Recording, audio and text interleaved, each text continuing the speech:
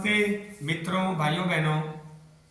देखिए, वात पित्त कफ 3 प्रकार का शरीर होता है आयुर्वेद के अनुसार, और तीनों शरीर की पहचान और उसकी चिकित्सा प्रणाली के बारे में कुछ आज बातें करने वाला हूँ। बहुत इंपॉर्टेंट है और हर लोगों को ये जानना चाहिए कि उनका शरीर वात है या पित्त है या कफ है। मैं उसके लक्षण के आधार पर आपको थोड़ा मैं समझाना चाहता हूँ कि आप अपने शरीर की परख कीजिए। और वायु शरीर का व्यक्ति यदि वायु प्रधान ही आहार लेगा, वायु प्रधान ही चिकित्सा करेगा, वायु प्रधान ही कार्य करेगा, तो वह बड़ी बड़ी बीमारियों के दुष्चक्र में फंस जाएगा। इसी प्रकार पित्त और कफ शरीर का व्यक्ति भी पित्त वाला ही भोजन लेगा, पित्त प्रधान ही कार्य करेगा, पित्त प्रधान ही स्वभाव रखेगा, तो बड़ी दुष्वारियों में फंस जाएगा। इसी प्रकार कफ वाले व्यक्ति के साथ है। कफ वाले व्यक्ति को कफ वाली चीजें कम लेना चाहिए आहार में। कफ वाले काम के ऑपोजिट कुछ कार्य करने चाहिए। मैं आगे समझाऊंगा, आप समझ जाएंगे। बहुत ही सरल विषय है, लेकिन कठिन विषय है, इसको मैं सरल करके आपके सामने प्रस्तुत कर रहा हूं। तो आयुर्वेद के अनुसार तीनों प्रकृति के अनुसार क्या लक्षण है, उसका कुछ मैंने डेटा इकट्ठा किया है। वात पित्त और कफ, ये 3 प्रकृति होती है मनुष्यों की, और 3 ही दोष होते हैं और 3 ही उपचार होता है।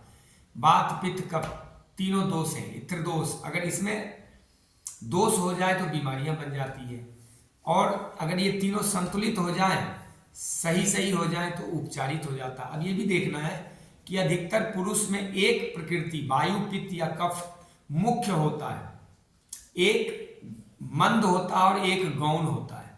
तीनों प्रकृति रहती शरीर में, किसी में वात प्रधान होगा, किसी में पित्त, किसी में कफ। तो जिसमें कफ प्रधान है उसमें हो सकता है पित्त भी मध्यम प्रकृति का हो, और वात गौण होता है, मतलब बिल्कुल ही सुप्त अवस्था में होता है। तो ये उसी प्रकार से है जैसे पेड़ पौधों में जल तत्व होता है मुख्य रूप से, और बाकी 4 तत्व जो है पृथ्वी अग्नि वायु आकाश बिल्कुल गौण होता है, मंद होता है, ना के बराबर होता है, वो प्रकट नहीं होता है, सिर्फ जल तत्व प्रकट होता है। इस तरह रेंगने वाले जीव हैं, उसमें 2 तत्व मुख्य होते हैं, बाकी सब गौण होते हैं। उड़ने वाले हैं, उसमें 2 तत्व हैं और 3 गौण होते हैं। रेंगने वाले में 3 तत्व होते हैं और 2 गौण होते हैं, करेक्शन कर रहा हूं। और चौपाए जानवर में 4 तत्व होते हैं, 1 गौण होता है। मनुष्यों में 5वां तत्व प्रकट होता है। तो ऐसे करके आप समझ सकते हैं। कुछ डेटा मैंने इकट्ठा किया है, आप उससे बहुत कुछ समझ जाएंगे। तो वायु पित्त और कफ तीनों प्रकृति को परख के किसी वैद्य को उपचारित करना चाहिए, तभी वो उपचार में सफल हो पाएंगे। या नहीं तो सबका कॉमन भोजन, सबका कॉमन इलाज, सबका कॉमन व्यवस्था, सबका कॉमन काम, इस हिसाब से तो सारा तितर बितर छिन्न भिन्न अस्त व्यस्त हो जाएगा। जैसे जीवन के 3 काल होते हैं। एक होता है विकास काल। विकास काल होता है जन्म से 18 वर्ष तक का समय। एक होता है विकसित काल, जब वो पूर्ण यौवन पे होता है, वो लगभग 40 से 45 साल तक होता है, 18 से 40 पे। और एक होता है ह्रास काल, जब उसके शरीर का डीजनरेशन हो रहा होता है, उसके अनुसार भी होता है। तो इस पे मैं एक और वीडियो बनाकर चर्चा करूंगा। मैं सिर्फ समझाने के लिए एक बेसिक भूमिका आपको समझाया हूं कि वायु पित्त और कफ 3 प्रकार के शरीर होते हैं, 3 प्रकार का प्रकृति होता है, 3 प्रकार के दोष होते हैं, 3 प्रकार के उपचार होते हैं। तो अब जो रोग होता है, किसी में 1 भी हो सकता है, 1 और 2 का कॉम्बिनेशन भी हो सकता है, किसी में तीनों हो सकते हैं। जब एक ही दोष हो, एक ही रोग हो, तो उपचार आसान होता है। जब रोग 2 हो, वात पित्त हो जाए या वात कफ हो जाए, तो कठिन होता है, जिसको कष्ट साध्य बोलते हैं।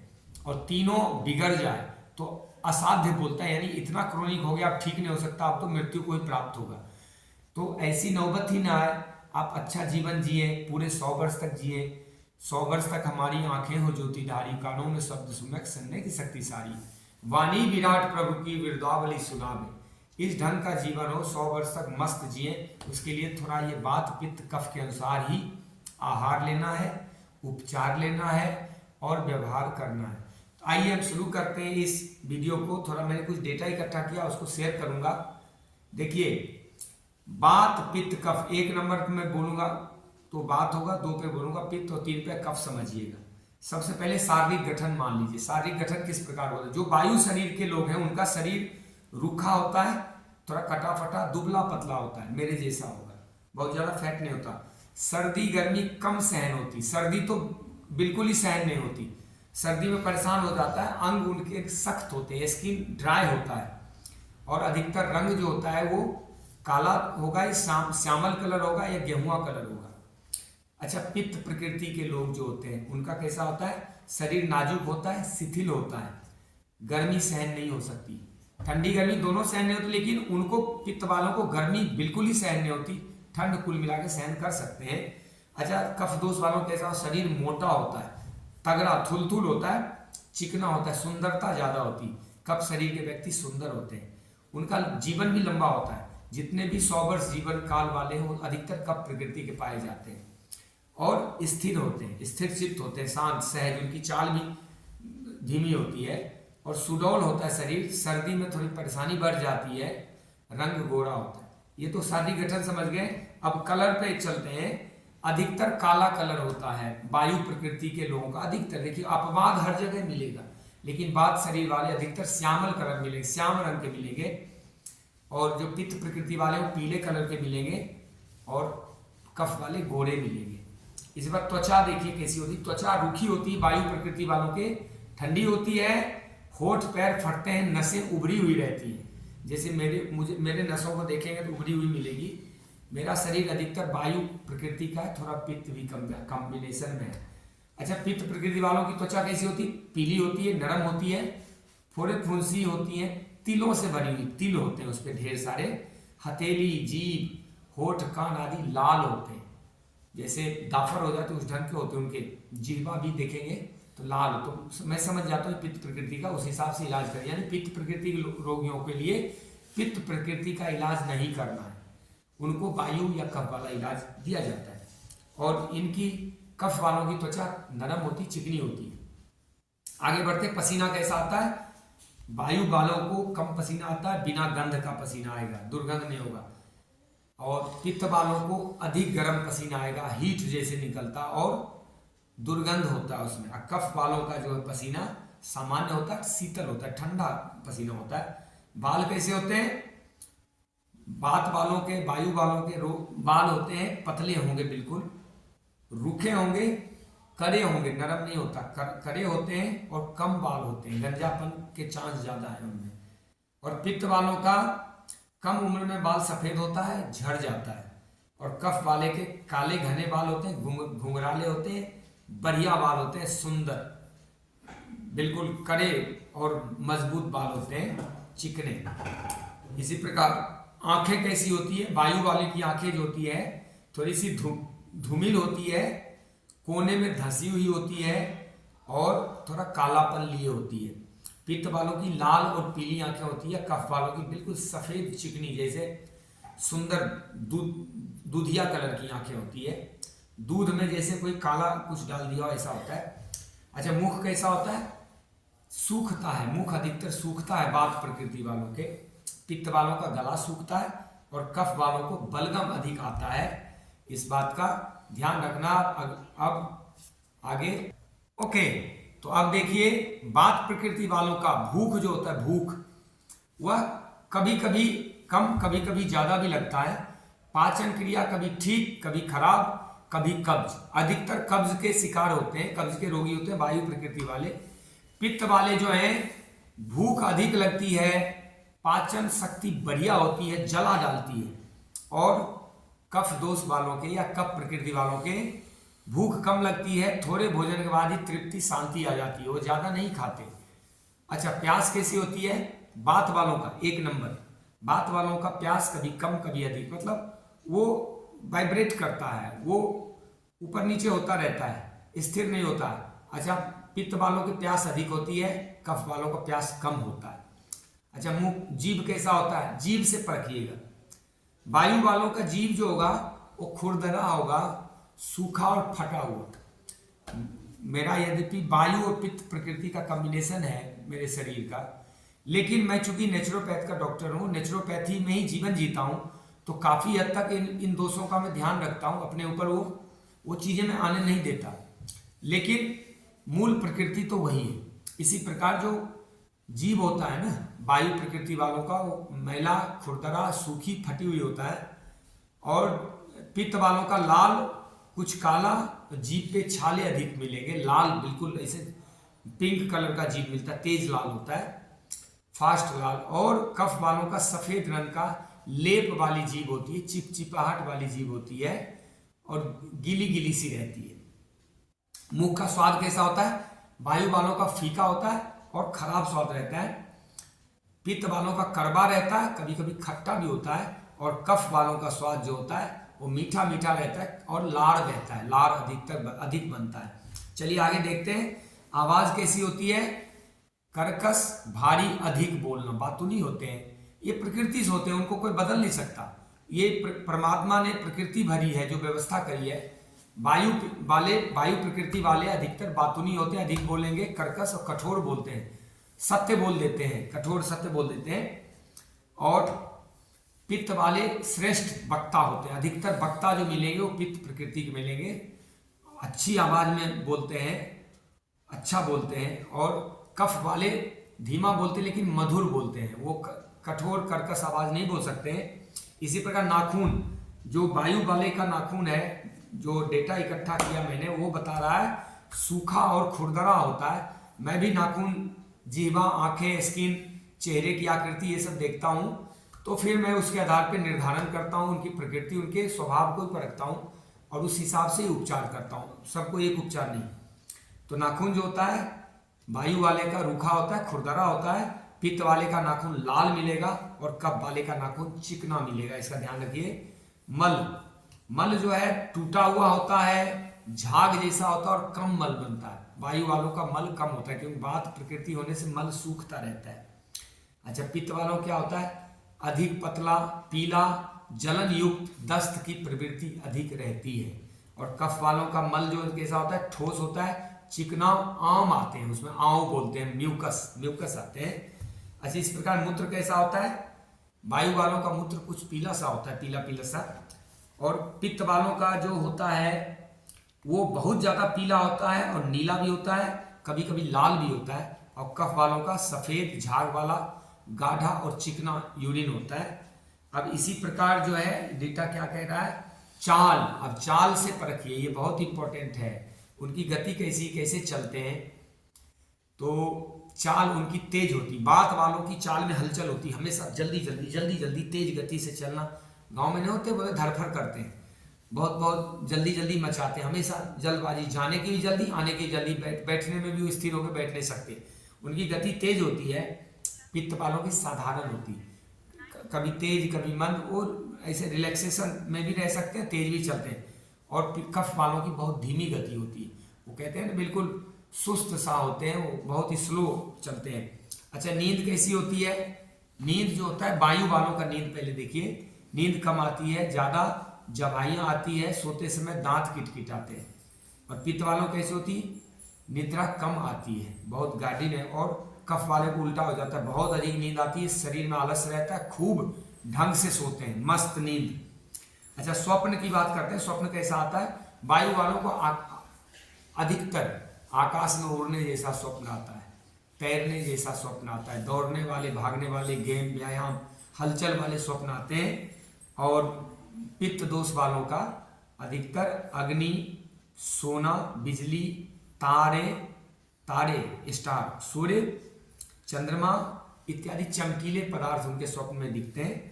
और कफ वालों के नदी, तालाब, जलाशय, झील, समुद्र इत्यादि पृथ्वी तत्व, हरा भरा चीज ज्यादा दिखता है। ये हो गया स्वप्न, हो गया। थोड़ा इधर, हाँ। अब देखो नाड़ी कैसी चलती है। बात वाले की नाड़ी बता रहा हूँ, समझिएगा। बात वाली की नाड़ी टेढ़ी मेढ़ी चाल वाली होती है, तेज होती, अनियमित होती है। जब भी वायु प्रकृति के लोगों का मैं नाड़ी परीक्षण करता हूँ, अधिकतर उनकी नाड़ी अनियमित चलती, टेढ़ी मेढ़ी चलती है और तीव्र गति वाली होती, तेज होती है। पित्त वालों की नाड़ी कैसी होती है? कूदती फांदती है, उत्तेजित होती, भारी भरकम होती है। ये परख होती है कि प्रकृति कैसी है, उत्तेजित होती है, भारी भरकम होती है और कूदती है, जंपिंग करती है, भरती है तेज गति से, फिर खाली होती, फिर रुक जाती, फिर भरती, इस ढंग से। और कफ वालों की क्या होती है, कोमल होती है, मंद होती है और कमजोर नाड़ी होती है। इसमें तीनों नाड़ी परीक्षण में तीनों उंगली पे तीन, फर्स्ट में बात, सेकंड में पित्त और तीसरे में कफ आता है। तो उससे परख लिया जाता है कि इनकी प्रकृति कौन सी है और कौन सा उथल पुथल ज़्यादा मचा रहा है और कौन तेज है कौन मंद है। कोई मंद होता है तो उसको तेज करना होता है, बैलेंस करना होता है, और कोई बहुत तेज मंद है तो उसको जो तेज है उसको थोड़ा धीमा करना होता है। इसके आधार पे उपचार होता है। अब रुचि अरुचि बात देखिए, रुचि से भी आप परख सकते हैं कि किस प्रकृति, किसी को मीठा अच्छा लगता है, किसी को तीखा अच्छा लगता है, किसी को खट्टा अच्छा लगता है। तो रुचि बचपन से ही आप परख सकते हैं। पहले गुरुकुल की शिक्षा होती थी तो ये सब चीज़ों के आधार पर उनकी प्रकृति तय होती थी, फिर कार्य तय होते थे। 12 वर्ष से पहले वेद, उपनिषद, योग, दर्शन, गीता, रामायण की शिक्षा हो जाती थी, सबको कॉमन शिक्षा होती थी। और 12 से 24 तक तकनीकी शिक्षा होती थी प्रकृति के आधार पे, ताकि वो जो बच्चा जिस प्रकृति का है, जिस हेतु से जन्म लिया है, वही काम भी वो करे अपने गुणधर्म में। भगवान कृष्ण भी कहते हैं स्वधर्मे निधनम श्रेयः परधर्मो भयावह। अपने गुणधर्म में निर्धन भी श्रेष्ठ है, क्योंकि स्वस्थ रहेगा, खुश रहेगा, आनंदित रहेगा। और दूसरे धर्म परधर्म विधर्मों में भयावहता है, बहुत कष्टकारी है, बहुत दुस्साध्य है। तो आगे बढ़ते हैं। रुचि अरुचि, वायु वालों की बात, प्रकृति वालों की रुचि क्या होती है, सर्दी तथा शीतल वस्तुएं अच्छी नहीं लगती। ध्यान रखें, ठंडी और जैसे एसी उसको अच्छा नहीं लगेगा, फ्रिज की चीजें अच्छी नहीं लगेगी, ठंडी चीजें अच्छी नहीं लगेगी। गर्म वस्तुओं की इच्छा होती है, मीठे खट्टे नमकीन पदार्थ अच्छे लगते हैं, खट्टे मीठे नमकीन। पित्त वालों क्या होती है, गर्मी और गर्म चीजें पसंद नहीं होती है। शीतल वस्तुएं, शीतल पदार्थ, बर्फ, चटपटी चीजें, कसैले मीठे अच्छे लगते हैं। अच्छा, कफ वाले का क्या होता है, कफ वाले का डेटा बता रहा है, सर्दी बहुत खराब लगती है कफ वालों की। सर्दी में तो हालत खराब हो जाती है, वो बर्फीली एरिया में रह ही नहीं सकते और कष्ट बहुत होता है उनको ठंड में। धूप और हवा बहुत अच्छी लगती, गर्म भोजन, गर्म चिकने कड़वे चटपटे पदार्थों की इच्छा बहुत तेज होती है। कई बार क्या होती है कि जो मिर्ची वगैरह ज़्यादा खाते हैं, तीखे तीखे स्वाद जो अधिक, कई बच्चे बहुत तीखे चीज पसंद करते हैं, उनकी प्रकृति कफ की होती है। ठीक है, इसी प्रकार स्वभाव। अब आइए थोड़ा स्वभाव पे विचार करते हैं, स्वभाव कैसा है। उसके बाद 1-2 डेटा और बताऊंगा, और अगले वीडियो में फिर मैं चेहरे की आकृति से, नाखून से, जिह्वा के अनेक प्रकार के जिह्वा के स्वादों से रोगों का प्रकृति निर्धारण और रोगों का उपचार भी मैं बताऊंगा। एक कई सीरीज में बनाऊंगा इसके वीडियो का। स्वभाव होता है रूखा सूखा, क्रोध जल्दी आता है, जल्दी चलते हैं, अस्थिर बुद्धि होती है, तुरंत डिसीजन लेंगे, हाँ में तुरंत ना कर देंगे। ये वायु प्रकृति वालों को बता। बात प्रकृति वालों का रूखा सूखा व्यवहार, क्रोध जल्दी आता है, अस्थिर मतलब स्थिर नहीं होता, अस्थिर बुद्धि होती है, डरपोक होते हैं, चिंतातुर होते हैं, हमेशा चिंता में रहते हैं, जल्दबाज होते हैं, जल्दीबाजी करते रहते हैं, अनिर्णय की अवस्था में रहते हैं, हमेशा कोई फाइनल डिसीजन लेने में बहुत मुश्किल होती है उनको, वो टिकते नहीं है एक स्थान पे, और किसी भी काम को गंभीरता से नहीं लेते, लापरवाह जैसे होते हैं। उत्साही तो बहुत होते हैं, जोश बहुत आता है, गतिशील बहुत होते हैं, हर काम में तुरंत करके आ जाएंगे, अभी कर लो, रात दिन नहीं देखते। विषय को जल्दी समझने वाले होते हैं, लेकिन जल्दी भूल भी जाने वाले होते हैं। इसमें कुछ प्रकृति तो मेरी भी है। गहराई बहुत है, लेकिन रात को सोने से पहले पूरा डिलीट मार देते हैं। ये बात प्रकृति वालों के गुणधर्म होते हैं, स्वभाव होता है। अब पित्त प्रकृति वालों का समझ लीजिए, चिड़चिड़ापन होता है, गर्म मिजाज होते हैं, क्रोध बहुत आता है, उलट बांसी होते हैं, जो जिस धाराओं में बहना चाहिए उसके उल्टी धारा में बहना पसंद करते हैं। वो उल्टी, उनकी राजनीतिक शैली भी उल्टी होती है, वो थोड़ा उटपटांग होता है, क्रोध अधिक आता है, शीघ्र क्रोधित तथा शीघ्र प्रसन्न होने वाले, बहुत जल्दी खुश भी, बहुत जल्दी क्षणे तुष्टा क्षणे रुष्टा। ममता बनर्जी का उदाहरण दिया जाता है कई बार राजनीतिक हलकों में, कि वो बहुत जल्दी गुस्सा हो जाती है, बहुत जल्दी शीतल हो जाती है। तो आप समझ सकते हैं ऐसे प्रकृति, पित्त प्रकृति के लोग होते हैं, और युक्ति संगत निर्णय लेने वाले होते हैं, थोड़ा सोच समझ के निर्णय लेते हैं, और दोस्तों की मदद करने वाले होते हैं, लेकिन कम मित्रों वाले होते हैं, बहुत कम मित्र होते हैं इनके। बातचीत में बड़े निपुण होते हैं, वाक्पटु होते हैं, दृढ़ इच्छा शक्ति वाले होते हैं, तेज स्मरण शक्ति वाले होते हैं, बहुत उसकी स्मरण शक्ति, मेधावी होते हैं, दिमाग से तेज होते हैं, किसी के आगे ना झुकेंगे, वो बिल्कुल ही अक्खर, बिल्कुल झुकेंगे नहीं, चाहे मर जाएंगे टूट जाएंगे, इस ढंग के उनका स्वभाव होता है, अक्खर मिजाजी, और आविष्कारक होते हैं और साहसी होते हैं, मतलब योद्धा टाइप में होते हैं, युद्ध में युद्धक शैली होती है उनकी, और आविष्कारक मतलब वैज्ञानिक दिमाग होता है, अधिकतर पित्त प्रकृति वाले वैज्ञानिक होते हैं। अच्छा चलिए कफ प्रकृति वालों को सुन लेते हैं। आध्यात्मिक ज़्यादा होंगे, शांत होते हैं, धैर्यवान, विनम्र स्वभाव होता है, स्थिर चित्त वाले हो, कहीं बैठेंगे तो घंटों बैठ सकते हैं स्थिर होके, सोच समझकर बहुत सोचते हैं, एक एक निर्णय पे बहुत ज़्यादा सोचते हैं, कष्ट और थकान सहन कर सकते हैं, वो तकलीफ बर्दाश्त कर लेते हैं, किसी की बुरे व्यवहार को भी सहन कर लेते हैं, लेकिन आलसी होते हैं, आराम तलबी होते हैं, सो गए फिर उठेंगे नहीं। रोमांटिक होते हैं, मतलब विषय के प्रति विषय वासना वाले होते हैं, और भावुक होते हैं, क्षणिक भावुक हो जाते हैं, तुरंत रोने लगते हैं। कोमल होते हैं, कोमल चित्त होते हैं, आसानी से झुक जाने वाले होते हैं, तुरंत ही स्वीकार कर लें, अपनी गलती भी स्वीकार कर लेंगे। संतोषी होते हैं, जो दिया प्रभु ने उसमें आनंद निमग्न रहते हैं। आध्यात्मिक होते हैं, धार्मिक होते हैं, उदार होते हैं, अनुशासन प्रिय होते हैं, हर नियम कानून को, वैधानिकता को, संविधान को, कायदों को, जो अपने डिसिप्लिन है घर परिवार से लेकर देश धर्म का, उसका पालन करने वाले होते हैं। अब देख लीजिए रोगों की प्रकृति कैसी होती है, रोगों की प्रवृत्ति कैसी होती है। लास्ट पॉइंट मैं अभी ले रहा हूं जो मैंने इकट्ठा किया उसमें से, कि वायु पित्त और कफ वालों की रोगों की प्रवृत्ति कैसी होती है। समझिए, एक नंबर, ये सबसे इंपॉर्टेंट है और सबसे इफेक्टिव है आपके काम की।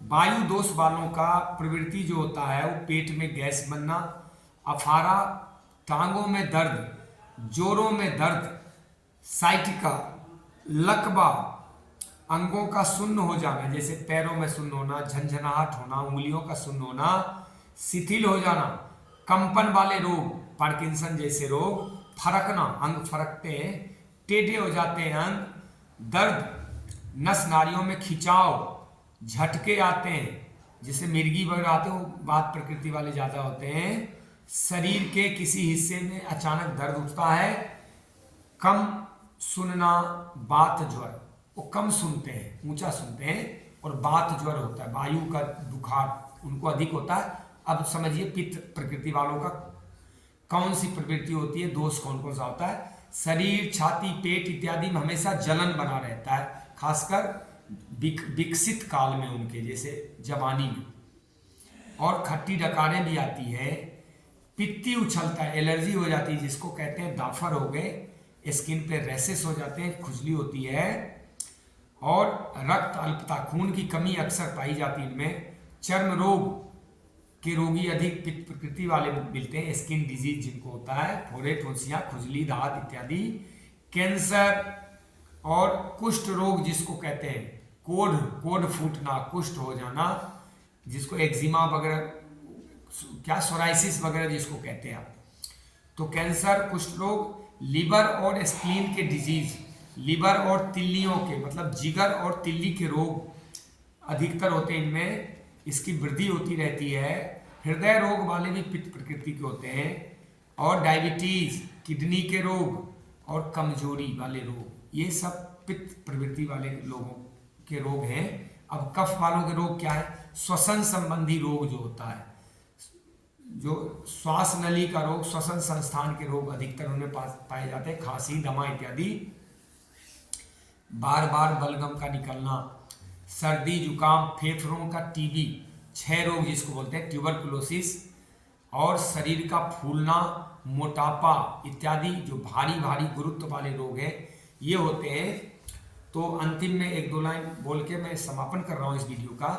देखिए, जो अच्छे वैद्य होते हैं वो सबसे पहले प्रकृति परखते हैं कि हमारा जो पेशेंट है किस प्रकृति का है, और जिस प्रकृति का है उस प्रकृति का इलाज, उस प्रकृति का आहार उसको नहीं देना चाहिए।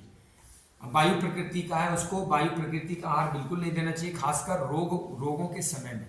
उसको पित्त या कफ प्रकृति, जैसे वो भी निर्धारण करना होता है। अगर उसको पित्त वाला भी रोग है साथ साथ, क्योंकि रोग तो एक होता नहीं, कई होते हैं, तब फिर उसको कफ जनित चीज़ें दी जाती है। वैसे वायु प्रकृति वालों को कफ वाली चीज़ें ज़्यादा अच्छी रहती है, उनको पाचन में, उनके विकास करने के लिए, उनके स्वास्थ्य के लिए। इसी प्रकार पित्त प्रकृति वालों को वायु वाला चीज़ और कफ वाला चीज़ अच्छा रहता है। कफ वालों को वायु और पित्त वाली चीज़ें अच्छी रहती है उनके सेहत के लिए। अब कफ वाले, पहले से कफ रोग है, उसको कफ दोष है, कफ असंतुलित है प्रकृति के हिसाब से। अब ऐसा नहीं है कि कफ प्रकृति वाले हमेशा कफ में रहेंगे, कफ वाली चीज़ें भी ले सकते हैं, लेकिन जब दोष है, मैं बात अभी चर्चा कर रहा हूँ रोगों की, जब रोग है उस समय भी कफ वाली चीज़ें यदि खाएंगे पिएंगे तो और वो बढ़ेगा, फिर मुश्किल होगा रोगों का उपचार करना। तो हर एक व्यक्ति का एक ही प्रकृति नहीं होता, एक ही भोजन, एक ही उपचार, एक ही दवा, एक ही स्वभाव, एक ही उनका आकार, एक ही जो होता है आकृति नहीं होती, अलग अलग होती है। और तीन ही होती, मुख्यतः तीन होती। अब तीन में भी जैसे मैंने बताया कि वात प्रधान है, थोड़ा उसमें कफ भी हो सकता है। तो इस चीज़ का ध्यान रखते हुए आप, और मैं इस पे डिटेल से कुछ, मैं इसमें वो स्क्रीन पे कुछ दिखाते हुए कुछ वीडियो का प्रयास करता हूँ, और इतने में, लेकिन आप, मैंने थोड़ा डिटेल से बताया, लेकिन कुछ तो समझ ही गए होंगे आप, और थोड़ा इससे तो आप लाभ उठा ही लेंगे। और पशुओं की भी होती है, ऐसा नहीं है, पक्षियों की भी होती है, जलचर, नवचर, थलचर, उद्भिद, उद्भिद, सबके इसी प्रकृति होती। तीन ही प्रकृति है, तीन ही दोष है, तीन ही उपचार है, तीन ही स्वभाव है, तीन ही चाल है, तीन ही गति है। तो आप पशुओं में भी ये चीज़ परख सकते हैं, जो हल्के शरीर के, जैसे गौ माता का पालन करते हैं, हल्के पशु वाले, जो हल्के शरीर वाले जो गाय होंगे, उसका स्वभाव थोड़ा चंचल होता है। और जो पित्त प्रकृति के स्वभाव, उसका स्वभाव उग्र होता है, मरखा बोलते हैं, मतलब वो मरने मारने पे हमेशा उतारू रहेगा। और कफ प्रकृति वाले प्राणी जो होते हैं, जीव होते हैं, शांत होते हैं। जैसे कुछ कुछ गाय होती है एकदम शांत, बच्चे भी चले जाए तो कुछ नहीं कहती। इसी प्रकार मछलियाँ भी होती, पेड़ पौधे भी होते हैं, वात पित्त कफ, ये बड़ी अद्भुत चीज़ें हैं। आपके फसल भी होते हैं वात पित्त कफ, एक ही समय में लगाया हुआ, एक ही जमीन में लगाया हुआ, एक ही पौधा, आम का पेड़ लगा दीजिए, तीन प्रकृति की चीज़ें, वो तीन शरीर वाले हो जाएंगे। थोड़ा फलों में भी अंतर हो सकता है, तो ये सब में होता है। पूरी प्रकृति का ही गुणधर्म है। भगवान ने जो प्रकृति माया रची है, जो व्यवस्था, उसमें तीन ही गुण है, तीन ही दोष है, और तीन के ही संतुलन से सारा सही हो जाता है, सारा कुछ सध जाता है। ये बहुत इंपॉर्टेंट विषय है। अगर हर व्यक्ति इसमें बेसिक भी, जो जितनी मैंने बताई है, इतनी भी जानकारी, इस वीडियो को 2-4 बार देख लेंगे, सुन लेंगे, तो काफ़ी चीज़ें समझ में आपको आ जाएगी। तो आज के लिए इतना ही। जय श्री राम। आपका कल्याण हो सदा। भारत देश स्वस्थ, सुरक्षित, शिक्षित, संस्कारवान, समृद्ध और शक्तिवान रहे। ओम।